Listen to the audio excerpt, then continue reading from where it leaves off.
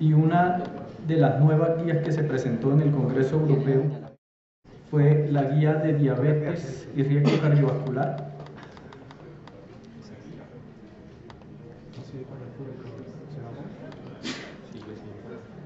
la cual vamos a socializar a continuación a cargo del doctor Osmar Alberto Pérez, quien es internista cardiólogo también de la Fundación Clínica Chayo. Bienvenido, doctor Osmar.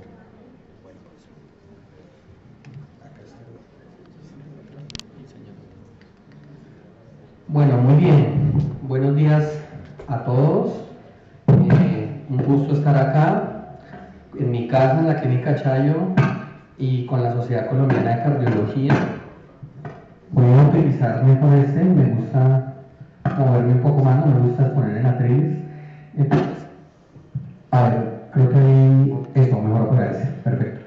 Bueno, muy bien. Estas guías son muy novedosas, muy esperadas por nosotros. Y desde que Brandon por allá en 2019 dijo que teníamos que hablar de diabetocardiología, pues eso quedó como sonando mucho en el medio. Como que los cardiólogos empezamos a meternos cada vez más en el mundo de la diabetes, y por supuesto, porque estos pacientes lo ameritan y su compromiso cardiovascular es muy alto y su mortalidad asociada también es muy alta. Entonces las anteriores guías habían sido de verdad muy buenas, habían sido en el 2019 y son de las guías que más nos había gustado por todo el enfoque. Entonces, por supuesto que teníamos una expectativa muy alta para estas guías y vamos a tratar de desglosarlas. Son unas guías muy amplias, les recomiendo que las revisen a fondo. El texto está gratis, está online en el Journal de la Sociedad Europea de Cardiología, pero traté de hacer como un desglose de lo más importante y novedoso que nos aportan estas guías. Estos son mis conflictos de interés, pero como ustedes verán es basado todos en estas guías y en algunos artículos que les referencio. Acá el doctor Osmar pues no se fue solo de paseo, sino que realmente estuvimos con una adherencia muy alta a lo que fue la presentación maravillosa de estas guías, porque fue un entorno muy interesante con 30.000 asistentes de todo el mundo, y acá tengo varios compañeros que me acompañaron o nos estuvimos ahí compartiendo durante el evento. Esta es la gráfica principal. Prácticamente yo podría terminar mi presentación acá con esta sola diapositiva, pero la vamos a desglosar. Y si ustedes se dan cuenta, pues miren que nos hablan de algo que ya sabemos. La diabetes es una enfermedad cardio-reno-metabólica principalmente. Y por eso vamos a ver tres aspectos fundamentales. Cómo se trata propiamente la diabetes y su compromiso cardio-metabólico, cómo se trata la enfermedad cardiovascular y la enfermedad renal. Me voy a adelantar con unos mínimos spoilers. Miren acá los protagonistas de estas guías. Los voy a poner acá abajo. GLP-1, ISGLT2, ISGLT2 y finirrenona. Esos son los protagonistas principales de las guías y vamos a desglosar por qué. Entonces miren ustedes acá que nos hablan del diagnóstico y cómo se va a abordar. Y nos dicen, miren, todavía podemos dividir como el mundo en dos, prediabetes y diabetes. Y nos dan los valores que ustedes pueden ver ahí. Entonces un paciente con prediabetes va a tener una hemoglobina glicosilada usualmente entre 5.7 y 6.4, una glucosa en ayunas entre 100 y 125 y una prueba de tolerancia oral a la glucosa entre 140 y 199. Eso es prediabetes. No ha cambiado realmente con respecto a otras guías, guía ASADA y otras guías internacionales. Y diabetes propiamente dicha es glucosa en ayunas por encima de 126, hemoglobina glucosilada por encima de 6.5% y la prueba de tolerancia a la glucosa mayor a 200. Esas son las definiciones claras, universales y coincide con las guías internacionales que ya podemos manejar. Pero ¿por qué es importante en estas guías ahondar y profundizar en la enfermedad cardiovascular? Miren ustedes que nos ponen una referencia importante que es los estudios de Hafner. Y es que nosotros siempre decíamos, oigan, la diabetes es un equivalente coronario, pero cuando uno dice esa aseveración es ¿por qué? Por los estudios de Hafner. Ellos nos muestran que cuando hay un diabético solo, sin infarto, tiene la misma sobrevida o mortalidad, si ustedes lo quieren ver así, que un paciente que se haya infartado sin tener diabetes. Son muy similares. Y eso nos hace que estemos buscando continuamente enfermedad cardiovascular en el paciente diabético. Y por eso, en la recomendación de las últimas guías nos dicen, mire, hagan screening, tamizaje, busque síntomas y haga exámenes de glucosa en todo paciente que tenga manifestaciones o enfermedad cardiovascular, y por supuesto utilicen la hemoglobina glicosilada y las demás pruebas para poder aproximar a estos pacientes de forma adecuada. En todo paciente diabético se debe hacer búsqueda además de insuficiencia cardíaca, enfermedad renal crónica y por supuesto manifestaciones de angina y enfermedad coronaria. Y nos dicen que siempre optimizar la historia clínica, los antecedentes y demás en estos pacientes diabéticos. Y miren acá, que eso no lo hacíamos. En el pasado el diabético, ¿qué nos preocupaba? La retina, si va a llegar a diálisis, si lo van a amputar y ya, no hacíamos nada más. Y resulta que la insuficiencia cardíaca es marcadora. La insuficiencia cardíaca tenemos que hacer una historia clínica enfocada a signos y síntomas de la insuficiencia cardíaca en esos pacientes diabéticos. Y por supuesto también en enfermedad renal. De hecho, los que pasan revista conmigo les digo siempre, medir la tasa de filtración glomerular como si fuera un signo vital más sistemáticamente y recomiendan la ecuación de CK de EPI y estar haciendo relación albuminuria-creatinuria en estos pacientes para poder identificarlos tempranamente y poder estratificarlos. Miren acá cómo hacer un marco de la diabetes como una enfermedad que nos ocasiona una mortalidad mayor, hasta 2 veces mayor, cardiovascular comparado con otros pacientes que no la tengan y que además se ve relacionada con múltiples factores de riesgo. O sea, el diabético casi siempre se acompaña de dislipidemia e hipertensión y otros factores más. Y miren esto acá tan interesante, cuando se compara un diabético contra un no diabético, la sobrevida del diabético es menor. Miren acá, hasta 6 años menos. Por eso la diabetes es una enfermedad realmente importante, pandémica, solo que no es contagiosa, pero que es muy relevante a nivel mundial. Esto sí que es relevante para estas guías, por lo menos, y un poco controversial para los que asistimos al Congreso y para los que ya leyeron estas guías.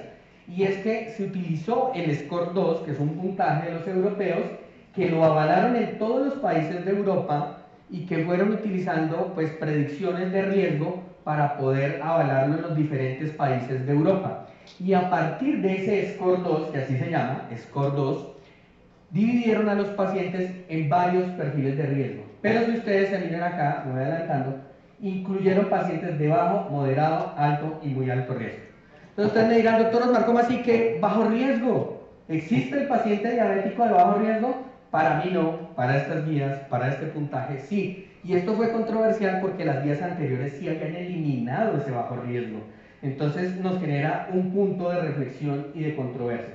Como ustedes pueden notar, ellos ponen ahí varias referencias de cómo fueron haciendo el semáforo clásico de los europeos, donde ponen la duración de la enfermedad, otros factores de riesgos asociados, para poder clasificar adecuadamente el paciente diabético. Y nos dicen, mire, utilizando el SCORE-2 tiene una adecuada validación externa en la mayoría de países de Europa, con una buena muestra de más de 200.000 pacientes, 217.000 pacientes de toda Europa.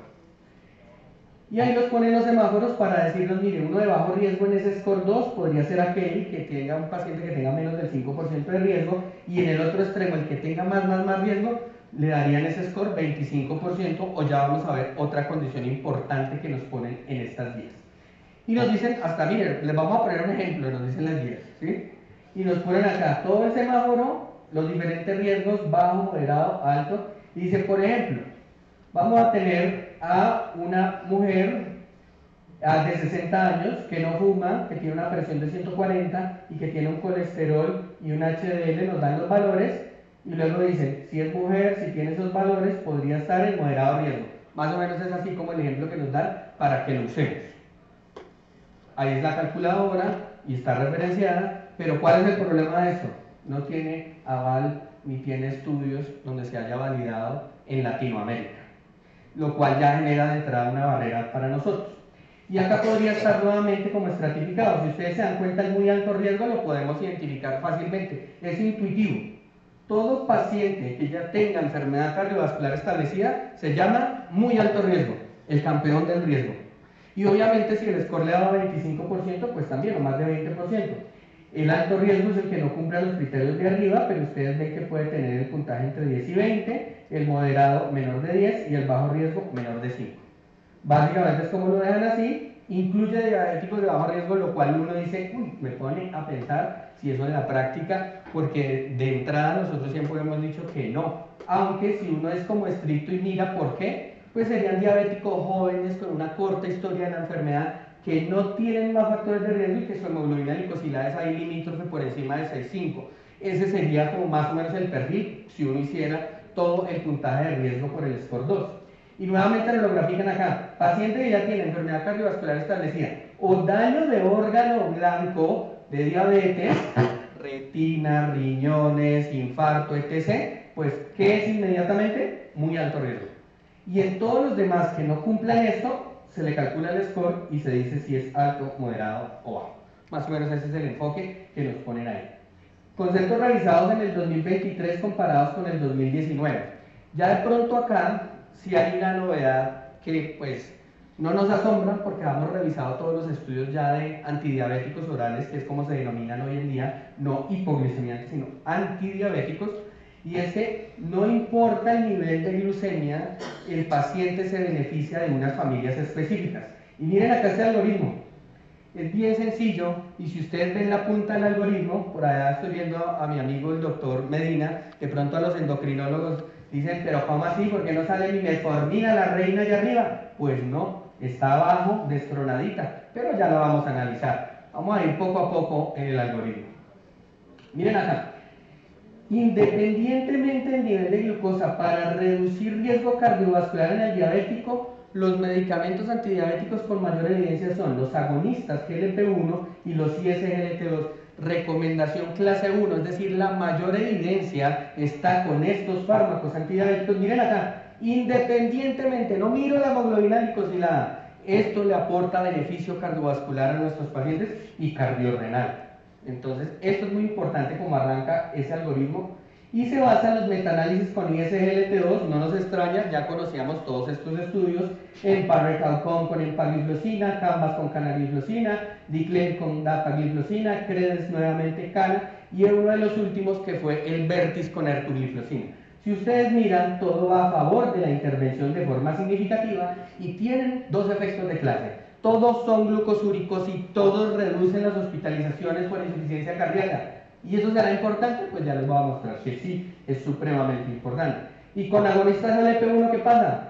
Por supuesto, después de los estudios LEADER, SUSTAIN y demás, colilaglutide, semaglutide, dulaglutide y demás, son protectores cardiovasculares, reducen el triple MACE de infarto, ACV y mortalidad cardiovascular, pero son neutros, es decir, en cuanto a hospitalizaciones por insuficiencia cardíaca, son neutros, no las reducen, pero no las empeoran, que es un punto muy importante para los medicamentos antidiabéticos. Y miren acá, segunda línea, adivinen que la metformina quedó en segunda línea con una clase 2A, y revivieron uno que para muchos estaba muerto, la pioglitazona, que sale 2B. Eso es como novedad, no lo habíamos tenido en otras guías. Y luego se dice, bueno, si yo quiero un control adicional de glucosa, podría utilizar algunos IFP4, algunas sulfonilurias. De las insulinas solo dejaron dos, la glargina y la de Gludec, como las que tienen seguridad cardiovascular. Y así pues uno va haciendo tratamiento adicional si lo requiere para el control glucémico. Metaanálisis de la metformina, pues realmente era otra época, eran otros criterios, la FDA, la EMA, esas entidades no eran tan estrictos en pedir tanto seguridad cardiovascular, pero lo que uno puede ver en estudios como el UKPDS y todos los estudios que ustedes ven acá referenciados es que es por lo menos neutra, numéricamente podríamos decir benéfica, pero no ve uno que el metaanálisis nos muestre está claramente a favor de reducir los riesgos cardiovascular, como sí se ve con ISGLT2 y con agonista GLP-1, de ahí que la recomendación baje en las guías. Y miren acá que pioglitazona, pues básicamente la reviven básicamente por lo similar, pero si uno mira los metaanálisis con una tendencia que numéricamente les va bien, pero son más bien neutros y seguros desde el punto de vista cardiovascular, excepto insuficiencia cardíaca, que ya se los voy a mostrar en otra diapositiva. Y acá queda el arco iris que muestran estas guías para decirnos, miren, definitivamente si yo voy a decir, oiga, a un paciente diabético solo le voy a dejar metformina, no más. ¿Por qué se la vas a dejar? Porque tiene bajo riesgo o moderado. Es la única indicación que yo diga, voy a arrancar solo con monoterapia con metformina. Pero si yo ya me pasé al alto o muy alto riesgo, sin duda yo ya tendría que estar hablando de ISGLT2 y agonista GLP-1 y le voy sumando lo que necesite de acuerdo al control glucémico. Insuficiencia cardíaca y diabetes. Hay un apartado bien bonito, especial por eso, Y miren acá cómo tener diabetes comparado con uno que no tenga, pues se nos aumentan los casos de insuficiencia cardíaca. No la mirábamos solo la retina, ¿cierto? Mirábamos el riñón, pero no mirábamos lo que mata. Y miren acá cómo se presentan eventos bastante significativos, el diabético contra el no diabético, y si además le sumamos insuficiencia cardíaca. Y miren acá esta editorial tan bonita. Es una editorial que ustedes pueden ver acá, del doctor McMurray, que dice: la insuficiencia cardíaca, una complicación jamás ignorada o jamás olvidada en los pacientes diabéticos. Después de analizar el renal y otros estudios, se dieron cuenta que diabético con insuficiencia cardíaca versus diabético sin insuficiencia cardíaca, miren lo que pasa. Se aumenta la mortalidad 12 veces, es significativo, es marcador. Ese diabético se muere de insuficiencia cardíaca. Que sí, que puede llegar a diálisis, que puede quedar seguido, que lo pueden amputar, lo mata la insuficiencia cardíaca, por eso es tan relevante. Y por eso salía esa editorial de McMurray. Algoritmo diagnóstico muy similar al del no diabético. Entonces arranca con mirar signos y síntomas de forma sistemática. Si los tengo, me justifica hacerle péptidos natriuréticos. Esto es controversial porque las guías... Hola. Porque las guías de los americanos sí mencionan que podría uno a cualquier diabético, así no tenga síntomas, hacerle péptidos natriuréticos basados en estudios como el STEP y el Pontiac. Pero eso no se sabe qué tan costo efectivo puede ser y tendría que ser un diabético con más factores de riesgo. Pero los europeos sí son muy tajantes en decir que debe tener signos y síntomas, y ya si el NT-proBNP es mayor a 125 o el BNP mayor a 35, pues justifica hacer un ecocardiograma y clasificamos la fracción de eyección para orientar la etiología y el manejo, por supuesto. Y acá está el algoritmo de insuficiencia cardíaca. Y adivinen quiénes están en el pilar de ese algoritmo: los ISGLT2. Y ya vamos a ver y hacerle un zoom a ese algoritmo. Miren acá. Si el paciente tiene insuficiencia cardíaca con fracción de eyección reducida, no nos asombra para nada después de que los estudios DAPA, ACHIEVE, Empero Reduced y Soloist con sotagliflozina demostraron reducción de la mortalidad y de las hospitalizaciones, los dos. Y por eso son 1A, DAPA, EMPA o sotagliflozina. Recuerdo que estos estudios DAPA y Empero se hicieron en diabéticos y no diabéticos, pero el análisis de esta guía pues saca la población de diabéticos, que obviamente, si ustedes ven acá, se separan las curvas y tiene P estadísticamente significativo en todos los ISGLT2, y por eso no debe haber duda que un diabético con fe reducida tiene que tener ISGLT2 dentro de su arsenal. ¿Y qué es novedoso? Esto que está acá, que cada vez lo hacemos más temprano. Si yo cojo el diabético con insuficiencia cardíaca y le digo: bueno, listo, tome los medicamentos, nos vemos en 3 meses. Mala práctica. El Strong-HF, que es este estudio que está acá, con más de 1000 pacientes, nos demostró que hay que hacerlo rápido, que lo encontramos en la hospitalización, le ponemos la terapia y miren la titulación rápida, escuchen y vean. Están acá. En las primeras 6 semanas, yo lo pongo en el hospital y lo voy citando y lo titulo intensivamente. Se reduce el riesgo relativo en un 34% con un NNT de 12. Es brutal lo que aprendimos gracias al Strong-HF. Y esta es una novedad, por primera vez sale en las guías, que los ISGLT2 basados en Emperor Preserve con empagliflozina y Deliver con dapagliflozina salen por primera vez por la FEBI por encima del 40%, son recomendación y nivel de evidencia 1A. Si la tiene ligeramente reducida o si la tiene preservada, son 1A. Es decir, al paciente con insuficiencia cardíaca yo hago así, no miro la FEBI, sino le pongo el ISGLT2 para reducir mortalidad y hospitalizaciones basados en estos estudios. Miren acá metaanálisis y desenlaces con los diferentes grupos. Si ustedes se dan cuenta acá, voy a volverme, la saxagliptina en el estudio SAFER sí aumentó las hospitalizaciones por insuficiencia cardíaca. Y las tiazolindinedionas, pioglitazona y rosiglitazona también. Es decir, esos 3 medicamentos no se le ponen a un diabético con insuficiencia cardíaca, y los demás pues son neutros como las insulinas de glucosilglargina, los demás IFP4 y los agonistas GLP-1. Entonces, ¿cómo quedaría el algoritmo? Paciente diabético con insuficiencia cardíaca y SGLT2. No importa el nivel de hemoglobina glicosilada para definir que a mi paciente diabético yo le pongo un ISGLT2. Segunda línea, si yo no he logrado control glucémico en mi paciente diabético con insuficiencia cardíaca, le pongo agonista GLP-1, cita o linagliptina. Recuerden que saxagliptina está contraindicada, metformina o las insulinas de argina o de gludec. Pioglitazona tampoco se puede usar ahí. Estos son neutros, pero para insuficiencia cardíaca, recordémoslo bien. Enfermedad renal y diabetes. Es otro capítulo supremamente interesante de estas guías. Debemos ser proactivos en buscar enfermedad renal diabética y enfermedad renal crónica en estos pacientes. Y la primera diapositiva que nos mostraron cuando presentaron estas guías fue esta, que fue muy interesante. Lo primero es, ya hay mayor evidencia comparando 2019 con 2023 con los ISGLT2 en tasas más bajas. Recuerden que antes uno ponía un ISGLT2 con una tasa de 35, 40 y el endocrinólogo lo estaba mirando a uno mal. Decía, uy, pero ¿qué estás haciendo? Va la praxilólogo, tranquilo, que ya salen estudios con tasas hasta 20, 25, eso ya sale acá. Finerenone no ha llegado a Colombia por problemas de INVIMA y estos, pero ya debería estar, en el mundo ya está, por muy buenos resultados en enfermedad renal diabética y hace parte de los pilares fundamentales, eso es novedoso. Hace énfasis en utilizar antidiabéticos que reduzcan el riesgo cardiorrenal, eso es supremamente importante. Y esta acá, no sé si hay algún nefrólogo que no se sienta aludido, no la puse yo, no soy el autor, pero dice, no esperes al nefrólogo para ponerle el tratamiento a tu paciente diabético.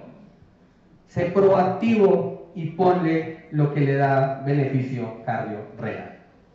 Hay que estratificarlo, ¿cómo? Con creatinina, calcular la tasa por seca de EPI, utilizar la relación albuminuria-creatinuria, y de acuerdo a eso yo pongo mi semáforo. Si yo tengo un paciente con macroalbuminuria y con tasas bajas, pues va a estar en rojo y son los pacientes diabéticos renales de más alto riesgo y yo debo estratificarlos de forma adecuada a esos pacientes.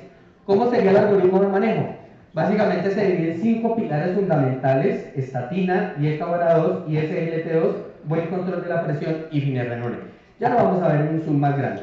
Miren ustedes que los ISGLT2 nuevamente se posicionan, pero esta vez por el Credence con canagliflozina, DAPA-CKD. DAPA-CKD fue un estudio de desenlaces renales específicos que incluyó diabéticos y no diabéticos para mostrar que esos pacientes tenían menor riesgo de progresión a diálisis, que se deteriorara la función renal y que tuvieran más eventos cardiovasculares. Y fue un estudio positivo, al igual que el EMPA-KIDNEY, que es el último, y del EMPA-KIDNEY fue llamativo que además incluyó pacientes no albuminúricos y también hubo beneficio. Por eso los ISGLT2 nuevamente salen como 1A en estos pacientes y la tasa aceptada fue hasta 20 de tasa de filtración glomerular. Doctor Osmar, ¿hay evidencia de análisis? Si me van a preguntar eso, no hay evidencia de análisis. Ahí adelante una pregunta. Finerenone, paciente diabético con enfermedad renal que tenga una tasa mayor a 60, que tenga por microalbuminuria, se beneficia de finerenone, recomendación 1A. Y si tiene una tasa entre 25 y 60 con microalbuminuria, también, recomendación 1A. ¿Cuáles lo sustenta eso? Fidelio, que miró desenlaces renales, y Fígaro, que miró seguridad cardiovascular en paciente renal con proteinuria. Eso es supremamente importante. Cuando llegue a Colombia seguramente será muy usado. Zoom, ahí están los pilares: estatina, IECA, ISGLT2, buen control de la presión, ya lo vamos a ver, y finerenone. Y si no he logrado el control glucémico, necesito una segunda línea, GLP-1 ya muestran beneficio renal, aunque faltan más estudios más específicos, como fue DAPA-CKD, como fue EMPA-KIDNEY, pero ya los subanálisis muestran su beneficio renal supremamente importante. O ya vendrían otras medicaciones como metformina, que ojo, recuerden la tasa, por encima de 30 debe ser para poder usarla. La mayoría de los IFP4 que no tienen metabolismo renal y se pueden dar incluso en diálisis, y la insulina, que se puede dar incluso en diálisis en cualquier rango de tasa de filtración. Tips adicionales de las nuevas guías, y con eso ya voy terminando. Metas de hemoglobina glicosilada, hipercolesterolemia y control antihipertensivo. Esto es bien bonito, porque a uno le preguntan ¿cuántas son las metas de hemoglobina glicosilada diabético? Todo el mundo, 7%. Y acá nos dice, ojo, ten cuidado con ese adulto mayor con poca expectativa de vida y en el cual solo vamos a tener una meta de menos de 8.5. Ese es un cambio muy importante en las guías. Y en los demás, más expectativa de vida, paciente más joven, yo tengo que evitar la hipoglucemia, pero sí mantener la meta de menos de 7% en esos pacientes. Colesterol, miren acá, el paciente que tiene muy alto riesgo debe tener un LDL menor a 55, alto riesgo menor a 70 y moderado riesgo menor a 100. No salen bajo riesgo, o sea, salen para unas cosas sí, para otras no. Eso me pareció nuevamente controversial. No salen bajo riesgo. Y las herramientas, pues nuevamente son estatinas de alta intensidad, ezetimibe si no se logra la meta, los IPCSK9 salen, o Locumab y Alirocumab, si el paciente es de muy alto riesgo y no ha llegado a metas que estamos persiguiendo de LDL.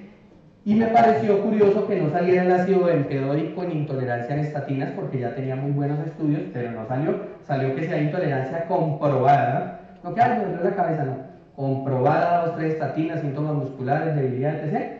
Se puede utilizar ese ezetimibe con un IPCSK9 con tal de llegar a la meta. Raro que no saliera ácido bempedóico, imagino que esa actualización saldrá ya en la guía de dislipidemias propiamente dicho. Metaanálisis, el CTT, es el más grande que conocemos, incluye paciente diabético y por supuesto lograr una reducción del LDL nos hace que sea recomendación y nivel de evidencia 1A en estos pacientes diabéticos.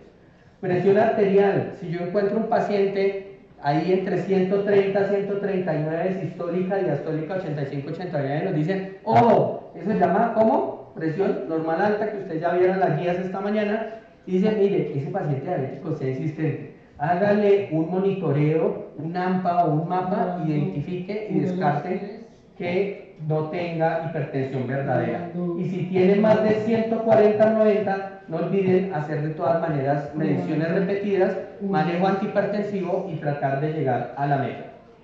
En el control de la presión, ¿cuál es la meta para diabéticos? Menos de 130-80, no olviden ese número mágico, menos de 130-80. Basados en el IRMA2, en el IDLT y el renal, los que más tienen en la evidencia son irbesartán con aldelepino y más tenue con losartán. Siempre que haya proteinuria, yo quiera pensar en un ARA2, en un diabético, irbesartán es el que más tiene evidencia cuando uno va a escoger el tratamiento. TIS finales, que no digan Pilar, miren, que no digan que estábamos ahí paseando, no. Acá estábamos en el congreso, ahí estuvimos asistiendo. Y los tips finales serían estos. Primero, uso del SCOR-2 para predicción de riesgo es novedoso. No está avalado en Latinoamérica ni en Colombia. En Colombia usar ASCVD o Framingham, que sí están avalados. De hecho, ASCVD, por el estudio de la Fundación Santa Fe Universidad de los Andes, es el que más deberíamos estar usando actualmente porque no requiere factor de corrección. Controversia, incluir diabético de bajo riesgo. Eso me parece supremamente controversial en estas guías y yo personalmente no estaría tan de acuerdo porque habría que esculcar mucho para encontrar ese diabético de bajo riesgo. Y ese GLP-2 y agonistas GLP-1 son protagonistas, primera línea, nada que hacer. Independientemente del control glucémico de la hemoglobina glicosilada, más bien, se beneficia en la mayoría de pacientes, sobre todo insuficiencia cardíaca y enfermedad renal crónica por la protección cardio-reno-metabólica. Segunda línea cayó la metformina, eso es importante, y revivieron la pioglitazona. Proactividad en la búsqueda y manejo de insuficiencia cardíaca en diabéticos tipo 2. Siempre preguntarle a los pacientes diabéticos, ¿tiene endornea, ortopnea, se cansa, tiene edema, le miro la yugular, lo examino bien? Siempre mirar insuficiencia cardíaca. Y proactividad en el estudio de enfermedad renal crónica y se posiciona el finerenone como una molécula de alto impacto cardio-renal en esos pacientes. Control holístico de la glucemia, los lípidos y la hipertensión arterial. Y la invitación que siempre les dejo, dejemos los tratamientos más eficaces y seguros y a seguir promoviendo la educación médica. Muchísimas gracias.